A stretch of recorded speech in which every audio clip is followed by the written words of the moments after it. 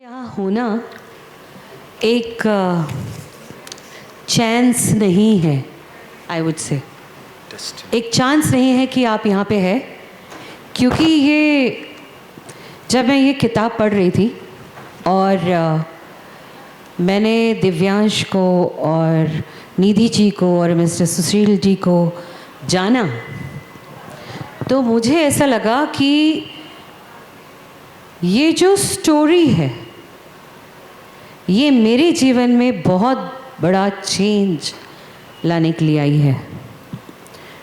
और मैं ये भी जानती हूँ कि ये आपके लाइफ में भी आएगी। तो मैं दोनों पेरेंट्स को इंट्रोड्यूस करने के पहले एक चीज़ करना चाहूँगी। सबसे पहले तो आप लोग सीधे बैठ जाइए 2 मिनट के लिए। एक छोटी सी एक्सरसाइज करेंगे हम, और आंखें बंद कर लो सभी, everybody close your eyes, and I want you to think about that one person that you love the most apart from yourself. आपके अलावा उस व्यक्ति को स्मरण करो जिससे आप अपने से ज़्यादा प्यार करते हो या अपने बाद जिससे प्यार करते हो, 1 सेकेंड के लिए। और ये सोचो कि वो आपके लिए कितना इम्पोर्टेंट है, चाहे मम्मी है, डैडी है, फ्रेंड है, भाई है, कोई भी हो। और वो व्यक्ति अगर हमसे छिन जाता है तो उसको हम कैसे डील करेंगे, वो लॉस को कैसे डील करेंगे, वो कितना इम्पोर्टेंट है हमारे लिए। क्या हम हमारी ज़िंदगी उस व्यक्ति की ज़िंदगी अच्छी बनाने में जी रहे? क्या हमारी ज़िंदगी उस व्यक्ति के जीवन में कोई फ़र्क लाती है? 1 सेकेंड बस। Thank you. You may open your eyes. So we have Mrs. Nidhi Poddar, the mother of Divyansh Atman Poddar, जिसकी स्टोरी की किताब है हमारे सामने। मैम एक ग्रेजुएट है from the Patna university. She graduated in 1994 and एक होम मेकर है, हमेशा घर में रही है। पर आप देखो, एक इवॉल्व्ड स्पिरिचुअल बीइंग आपके सामने बैठी है। या और mister Poddar ji, he is a BTech from IIT Dhanbad, and he was working in the mining industry for 5 years, and after that he joined the civil services, and he's been in the government service since the last 28 years.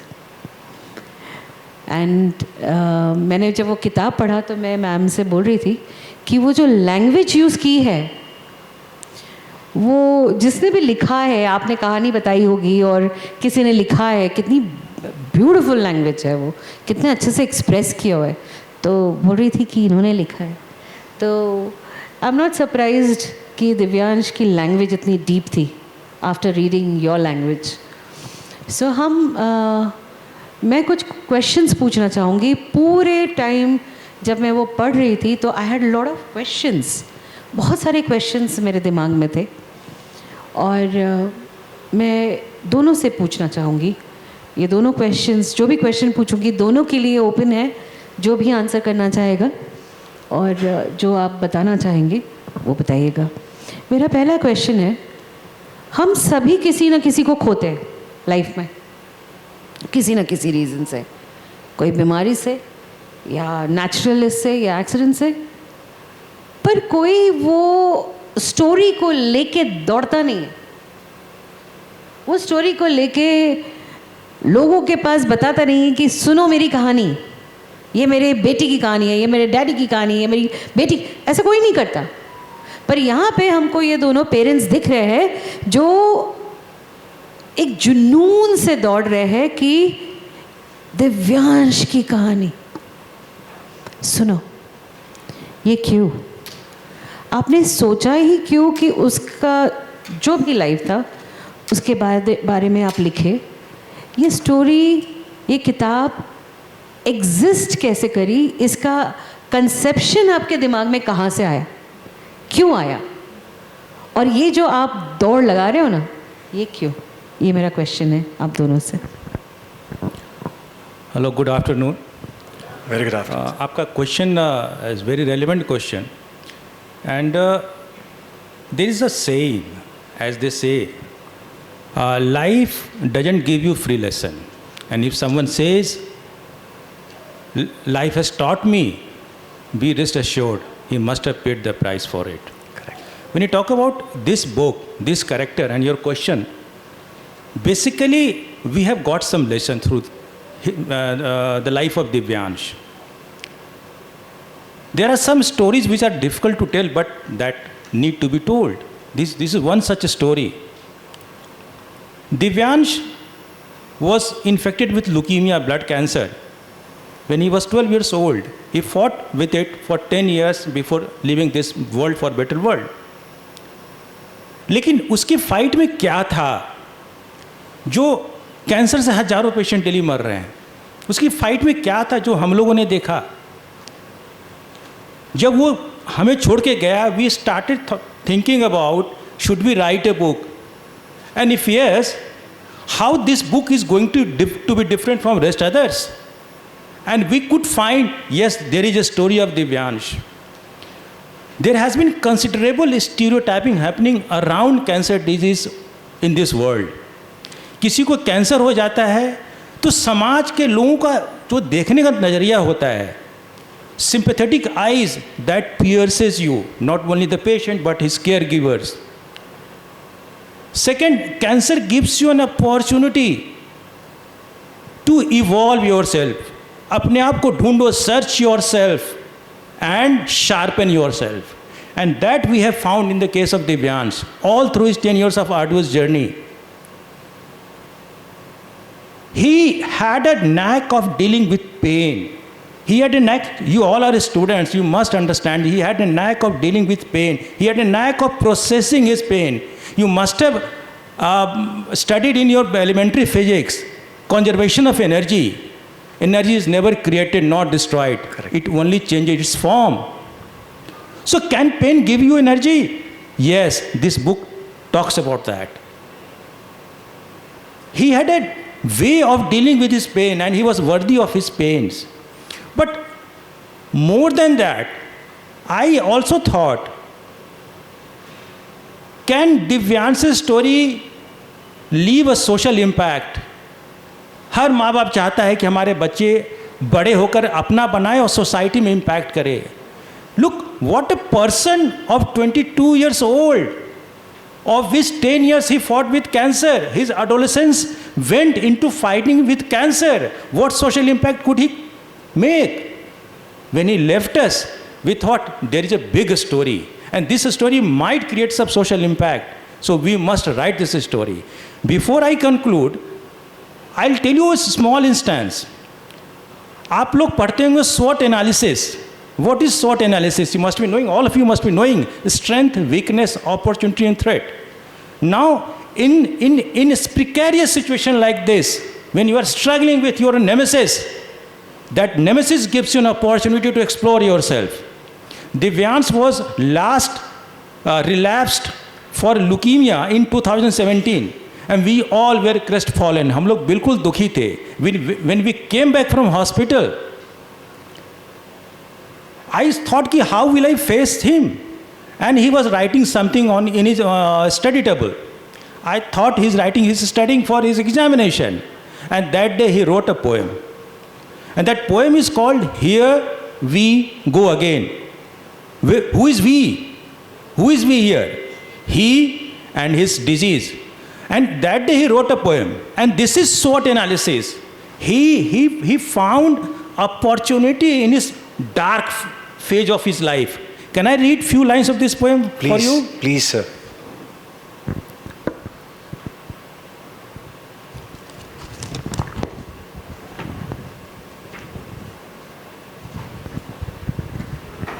He writes, his parents are crestfallen. दुखी थे. Doctor ने मना किया कि अब कुछ नहीं हो सकता है. Let him live his life. उस समय उसने एक कविता लिखी अपने लिए. He was trying to evolve, he was trying to invoke himself. What he wrote. Here we go again, you and me facing each other. Time, the untiring witness, sighing and gazing, who blinks first? कौन अपनी आंखें पहले मूंदता है, time मेरा दुश्मन या मैं?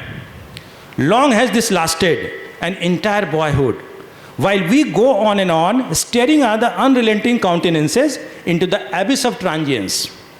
Pretty impressive is your motivation, pushing me down at will. There comes time, the veil of patience when seems passed in front of your presence. Save your breath, save your energy, desist from these foolhardies. No despair, no maelstrom of yours terrifies me, jitters me, not anymore. You see, I have become the master of the storm you so well orchestrate. He's talking to God. He's talking to his nemesis. Ki I have become the master of the storm you so well orchestrate. Right up my alley, bursting at my sleeves, are contemplations you plot next. And this is the most important verse which I like the most. It is a game of patience. It is a game of patience, naked languid stares, where the triumphant will be me, laughing at your soreness. When this book has come, when this book is published, when you read this book, I think he's laughing at the soreness. We can play this game as long as you wish, until you let yourself to ruin. I'll continue to stare at your crumbling will. Dear friends, ये कविता उसने उस समय लिखी थी जहाँ पर life doctor ने मना कर दिया था, अब कुछ नहीं हो सकता है, let him go. That day he wrote this poem, that's why we have written this book. I think this answers your questions.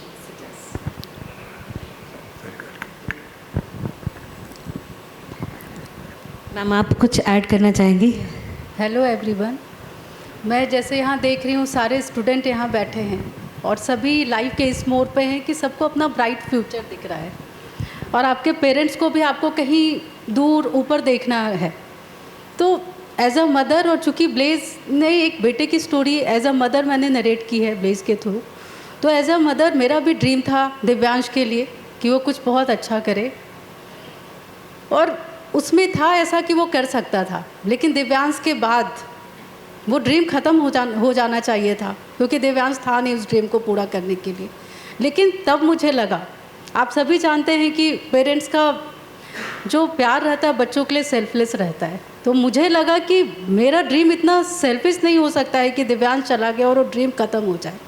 और इसलिए ब्लेज है, दिव्यांश ना सही उसके पेरेंट्स है, और उसकी कहानी को आगे बढ़ाने के लिए आप लोगों के सामने बैठे हैं और उसकी कहानी हर लोगों को बताना चाह रहे हैं.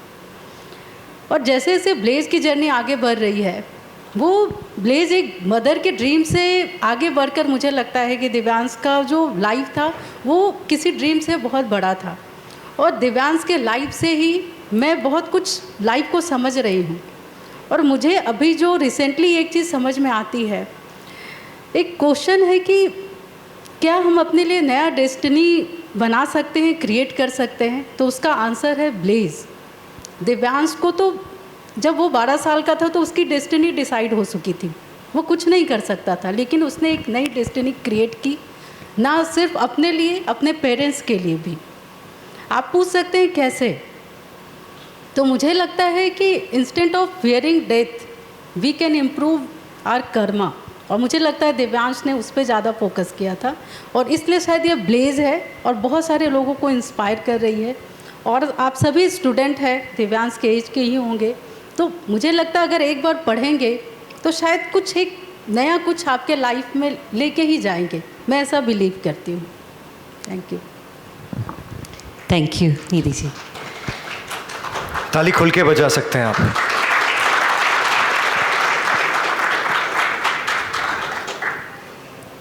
दिव्यांश एक आप ही की उम्र का एक बच्चा था, 22 साल का.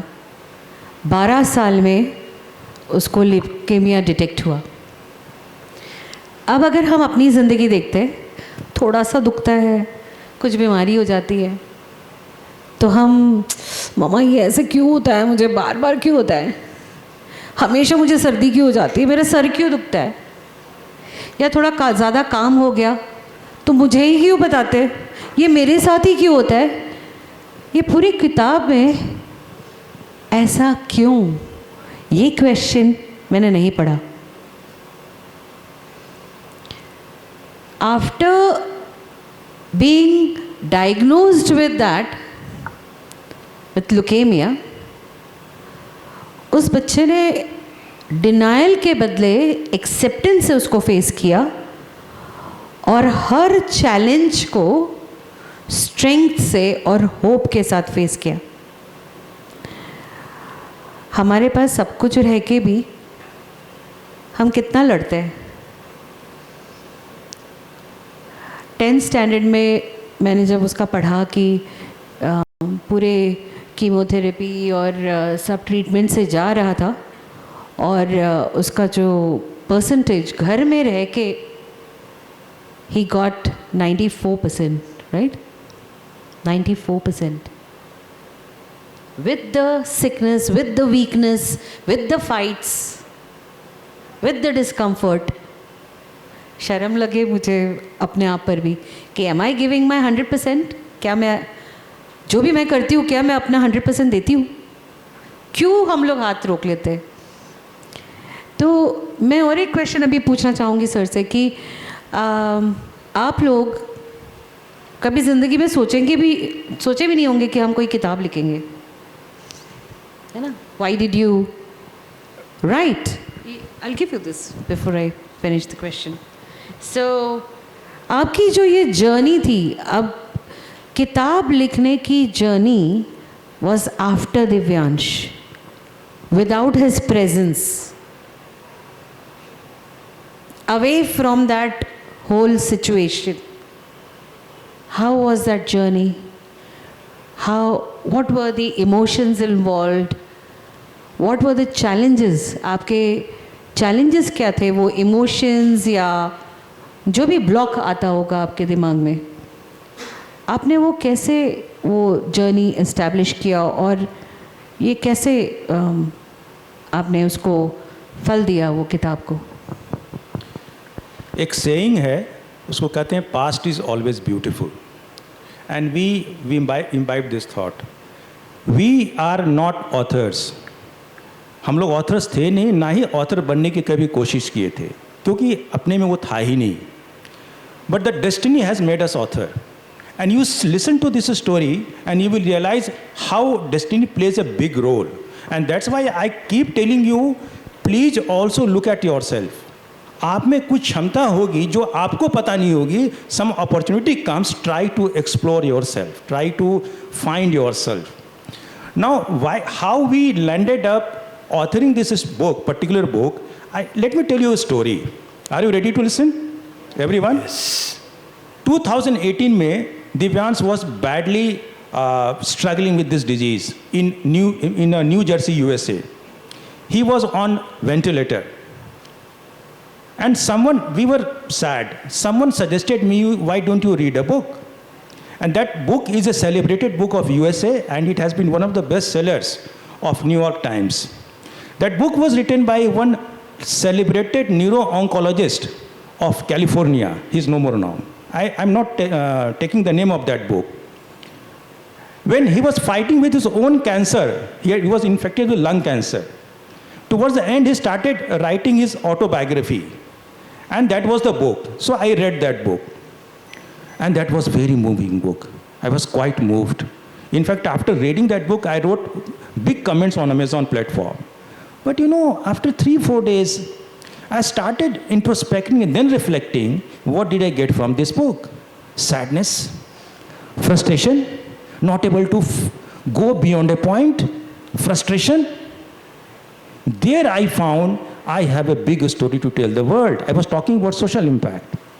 Then I thought कि मैं ये कहानी कभी लिखूंगा या किसी से लिखवाऊंगा. But that never happened. We came back to Mumbai, India. And 2018 October, Divyansh was again in critical condition, and doctor has said in a few more days. That day, my wife tells me, and in the morning, she was holding a book of Khalid Hosseini, like this. You know Khalid Hosseini, the kite runner? And she said, can you tell this person to write a story of Divyansh? I was numb. How can it be possible? He's a celebrated writer. He is in USA. How can I approach him? At the same time, I didn't want to disappoint her.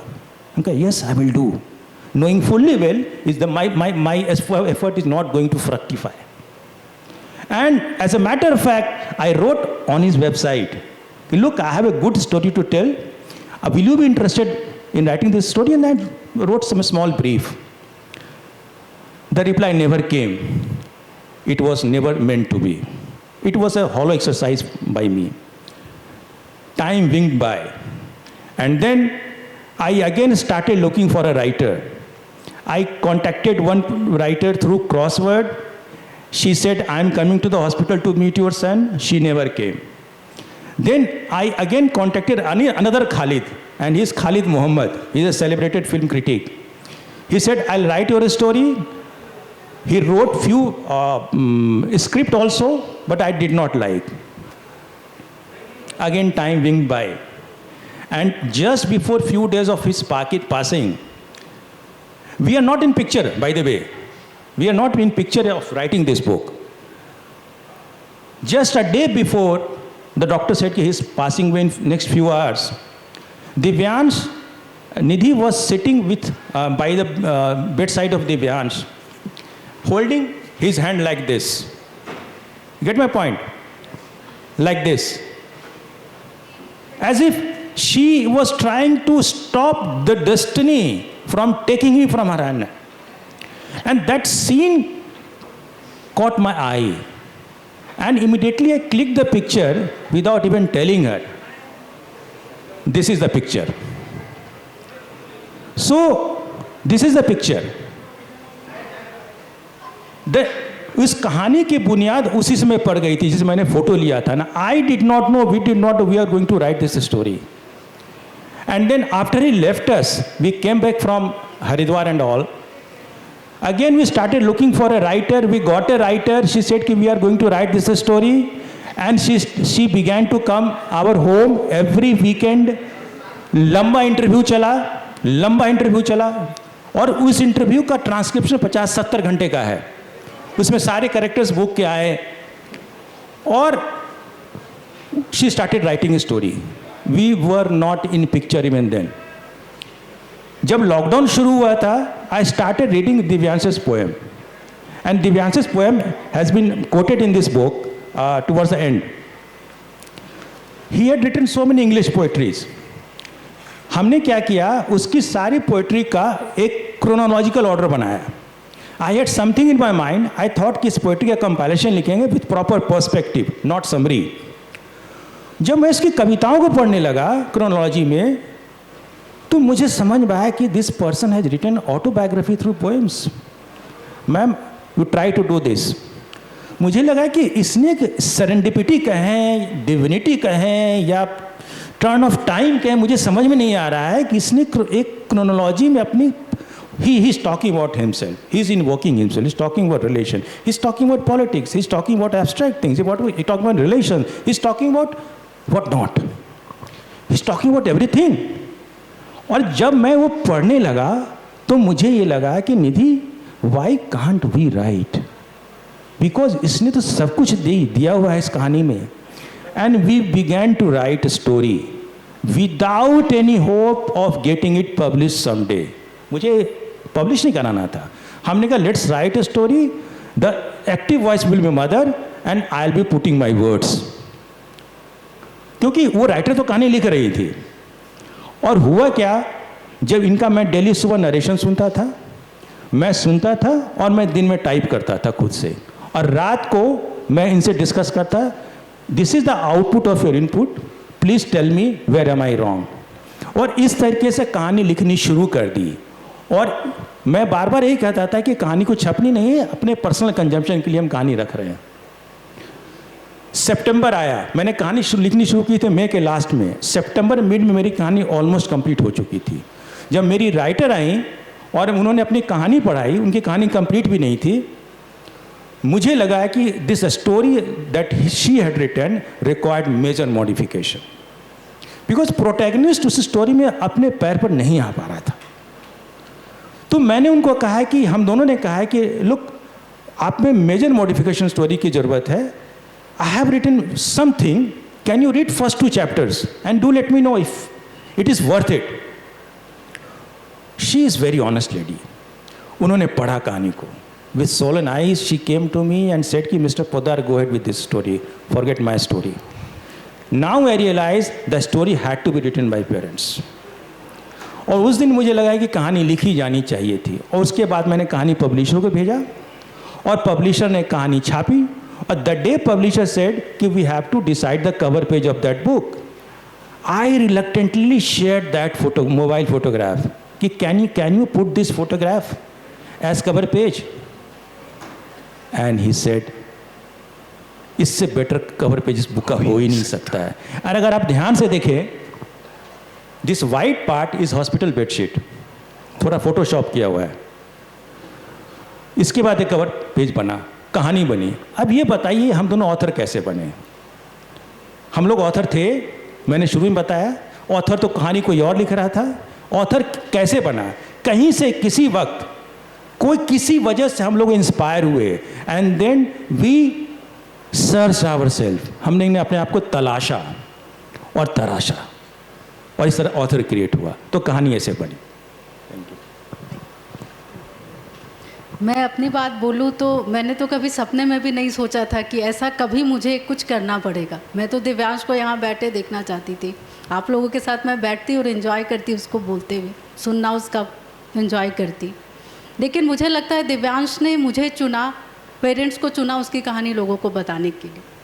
और अब मुझे लगता है कि कहानी की जो उम्र होती है हम लोगों से बहुत बड़ी होती है. हम सभी चले जाते हैं, लेकिन कहानी अगर अच्छी है तो वो हमेशा हम लोगों के बीच रह जाती है और लोगों को इंस्पायर करती है. और शायद इसलिए भी ब्लेज आप लोगों के सामने है. और ब्लेज पढ़ के बहुत लोग ऐसा बोलते हैं. किसी ने कहा कि 22 साल का बच्चा, जब बड़े लोग जाते हैं तो अपने बच्चों के लिए, अपने लोगों के लिए लेगेसी छोड़ के जाते हैं. घर, ज़मीन, जो भी उनके पास होता है अपने बच्चों के लिए छोड़ के जाते हैं. ये 22 साल का बच्चा क्या छोड़ के जा सकता था किसी के लिए भी?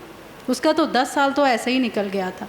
लेकिन उस बच्चे ने अपने पेरेंट्स को उस लेगेसी के रूप में छोड़ के गया है. और शायद इसलिए हम लोग आपके सामने खड़े हैं और दिव्यांश की कहानी बढ़ाने के लिए शायद उसने हमें चुना है. और अब मुझे लगता है कि उसकी कहानी लोगों तक पहुंचनी चाहिए.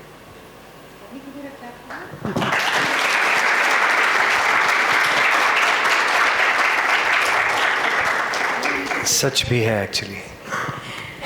ऑलराइट, मुझे गूज बम्स आ गए. यू नो, एक सेंटेंस उन्होंने कहा कि कहानी की उम्र हमसे ज़्यादा होती है.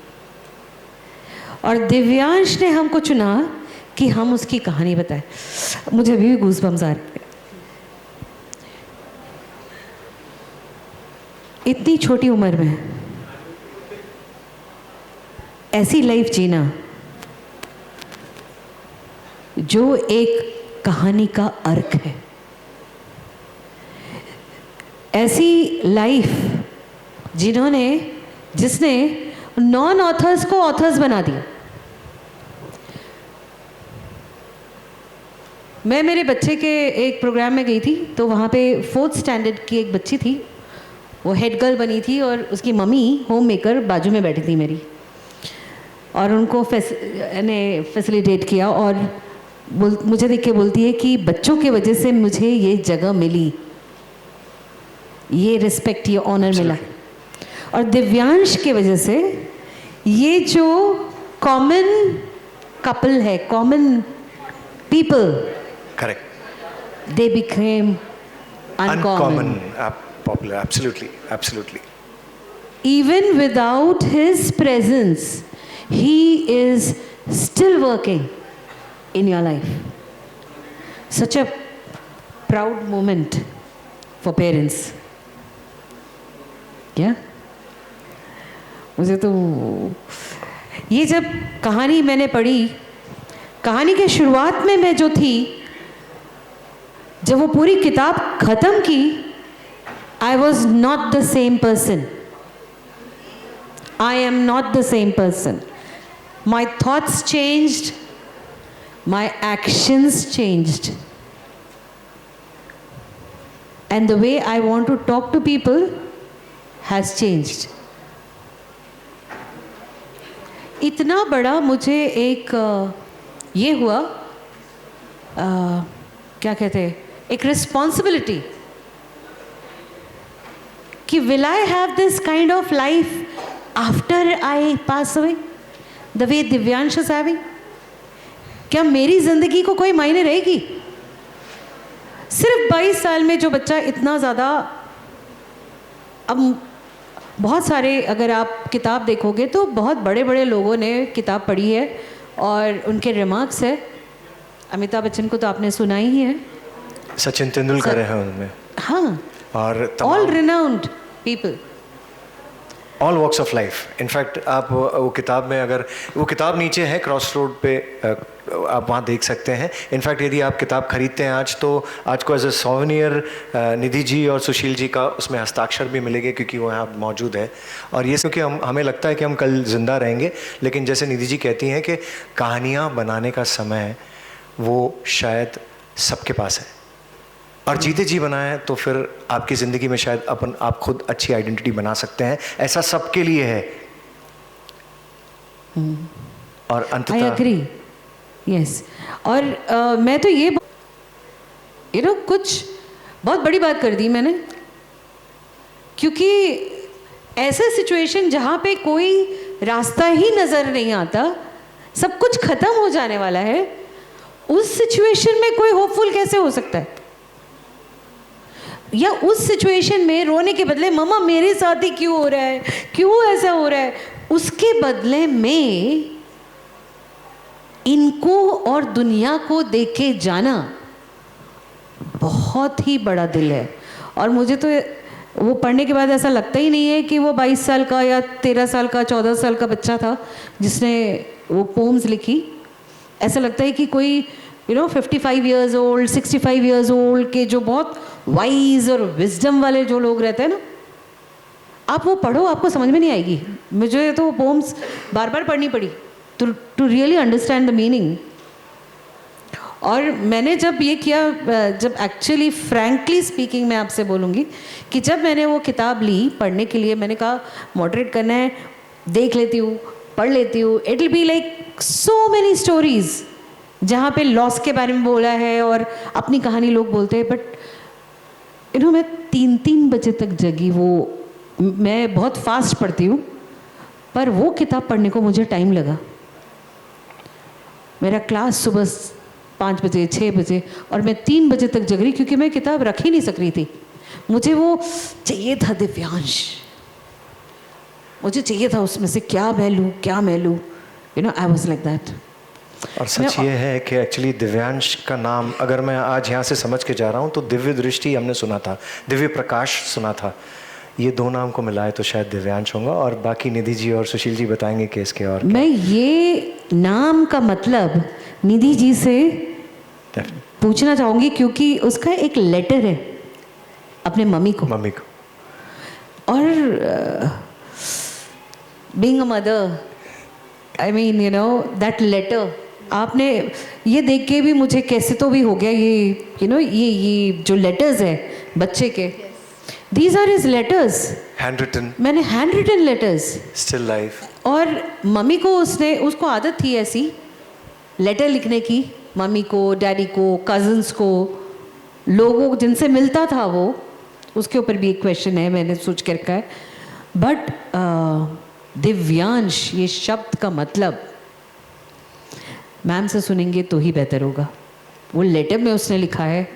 और that letter, if you can show me, I would love to read that letter. We are actually running crunch time, because next 10 minutes oh my god, हमको 2 घंटे 3 घंटे चाहिए। I'm extremely sorry ma'am. समय मेरे यही तो ख्याल से फाइनाइट होता है, यही खर्च हो जाता है जल्दी। जैसे 22 साल के दिव्यांश के साथ हुआ, अगर उसे मालूम होता तो शायद वो बहुत कुछ और कर जाता, मगर वो बना ही था इस स्पेशल एग्जाम्पल के। तो मैं मैम से चाहूँगी वो बताए, तब तक हम लोग देखते, पर वो स्टोरी बताए वो लेटर के बारे में, जहाँ पे उसका नाम ही वो कितना इम्पोर्टेंट है। 2013 को दिव्यांश ने वो दिव्यांश हमेशा मेरा बर्थडे हो, मदर्स डे हो, कुछ भी हो, वो कुछ लिख के देता था और मेरे लिए वो बहुत प्रीसियस होता था। मुझे और कुछ नहीं चाहिए था। मैं वेट करती थी वो कब लिख के मुझे कुछ देगा, और मैं शायद वैसा बनना भी चाहती कि कुछ नया करूँगी तो वो मेरे लिए कुछ अच्छा लिखेगा। तो 2013 मदर्स डे को उसने एक लेटर लिखा था कि उसने एक कहानी बनाई थी, वो छोटा था उस समय अपने हिसाब से, कि जब लॉर्ड ब्रह्मा क्रिएट कर रहे थे मुझे, तो उनको लग रहा था कि इस बच्चे के साथ कुछ समय के लिए कुछ परेशानी होगी, तो वो पृथ्वी पर कौन सी मदर ऐसी ढूंढे जो उस बच्चे को अच्छे से केयर कर पाए। तो तभी पार्वती जी आई और उन्होंने बोला कि मुझे पता है कि लेडी है जिसका नाम निधि है, वो इस बच्चे का अच्छे से केयर कर पाएगी, और तभी मैं तुम्हारे पास आया और तभी मेरा नाम दिव्यांश आत्मन पड़ा। दिव्यांश आत्मन मीन्स दिव्य शक्ति को अपने अंदर महसूस करना, और ब्लेज पढ़ के मुझे लगता है कि सही में दिव्यांश वैसा था। इसलिए नहीं क्योंकि वो मेरा बेटा है और था, क्योंकि अब वो मेरा बेटा नहीं रहा है, वो सबका हो चुका है शायद इस कहानी के माध्यम से। तो जब मैंने वो लेटर पढ़ा तो मुझे लगा, मैंने बहुत कैजुअली लिया था कि चलो लिख दिया है, मैं वो बहुत बड़ी बात लिख रहा है वो। लेकिन जब दिव्यांश सही में मुश्किल में आया तब मुझे लग रहा था कि शायद इसलिए लिखा उसने, क्योंकि मैं उसका बहुत अच्छे से केयर कर रही थी, शायद उसके लिए लिखा होगा। लेकिन आज जब मैं उस लेटर को पढ़ती हूँ तो लगता है उसका ट्रू मीनिंग अब मुझे समझ में आता है कि उस समय वो लेटर क्यों लिखा था। तो मुझे लगता है कि हम बहुत पहले की चीज़ों को बाद में जाके समझ पाते हैं कि वो घटना उस समय हमारे लाइफ में क्यों हुई थी, और वो एक पूरा सर्कल बन जाता है, वो घूम के आप वहीं पे आ जाते हैं। तो मुझे लगता है उस लेटर का बहुत बड़ा मीनिंग था, और शायद इसलिए मैं यहाँ आप लोगों के सामने बैठी हूँ और दिव्यांश की कहानी आप लोगों को बता रही हूँ। बहुत बहुत धन्यवाद मैम, आपने बहुत अच्छी बात कही है। तो मेरे ख्याल से मैम समय ने हो एक चुका बहुत है। इम्पोर्टेंट चीज़ जो उसने लेटर में लिखी कि जो पार्वती माँ है वो बोलती है कि मैं अपनी शक्ति इस बच्चे के द्वारा उस माँ को दूंगी वाह, ताकि वो उसकी देखभाल बहुत अच्छे से कर सके। क्या बात। और दिव्य का अंश है वो, दिव्य इज स्पिरिचुअल गॉडली, अंश is a part of it, and that's why he was Divyansh, and that's how she became so strong. I mean, वो कहानी जो थी, जो रचना थी, वो उसकी खुद की थी अपने मम्मी के लिए, बट उन्होंने एक्नॉलेज किया कि मेरी मम्मी के अंदर वो गॉडली स्ट्रेंथ है that she can take care of me, और हमेशा मम्मा का टच, मम्मा का केयर, उसके लिए वो हमेशा रुकता था। हाँ, इट वॉज ब्यूटिफुल। और वो जो नाम उसका जो है Divyakansh, she fulfilled it, she fulfilled it. True. ये भी दिव्य है True. और इनका भी वो अंश है, True. you know, and atma means, you know what it means. Yeah. One, how much time do we have? We don't have time actually, I'm sorry ma'am. We don't Okay, have. so- We already finished 5:46, supposed to be 2:46, and it is 2:53 now. So I think there'll be door knocking soon. Okay. Is there anything that you would like to speak before I end this? ऐसा कुछ एक message आप देना चाहोगे? हाँ, वो आपसे आए तो अच्छा है, Last. निधि मैम से आए तो अच्छा है। मैसेज बहुत सिंपल है। आप में इमेंस कैपेबिलिटी है, इमेंस पोटेंशियल है, उस पोटेंशियल को तलाशिए, कोशिश कीजिए। जब भी लाइफ में चैलेंजेज आएँ, परेशानी आए, ये कहना बहुत आसान है, किताब उसी चीज़ का ये बेसिकली हम एक एफर्ट है। आप कोशिश कीजिए, whenever you get some challenge in your life, it may give you, it may open an opportunity for you to explore, to do something which you may not be knowing about yourself. Thank you. बहुत बहुत you. धन्यवाद। देखो, और फिर उसको पढ़ना नहीं है, उसको शेयर करो। जीना है। अगर आप अकेले नहीं खरीद सकते, आप स्टूडेंट्स हैं, उतना पैसा नहीं लाए होंगे, तो 3-4 लोग मिलके खरीदो, कलेक्टिव, करेक्ट, ग्रेट थॉट। पर read this book. I want to leave you with one question today. आपको समझ में आई थोड़ी बहुत दिव्यांश की कहानी? समझ में आई है? आप वो पढ़ेंगे ना, ये सब बातें आपको याद आएगी, और पढ़ने के बाद आप ये क्वेश्चन आपसे अपने आप से ज़रूर पूछिए, can I be the blaze in my life? Can you be the blaze the way Divyansh is? He is, not was. Because Divyansh को तो मम्मी डैडी ने अमर कर दिया. He lives. And Thank you very continue to much. live among us for many many years. एक शब्द है सफ़र, हिंदी में रहा, अपनी को अच्छे से बारीकियों से समझेंगे आप. ये कहानी नहीं है, जीविका है, जीवनी है. आपने अपने अंदर ला ली तो ये आपकी हुई, वरना कहानियाँ सिर्फ कहानियाँ रहती है. Long live Divyansh with us. Thank you so much.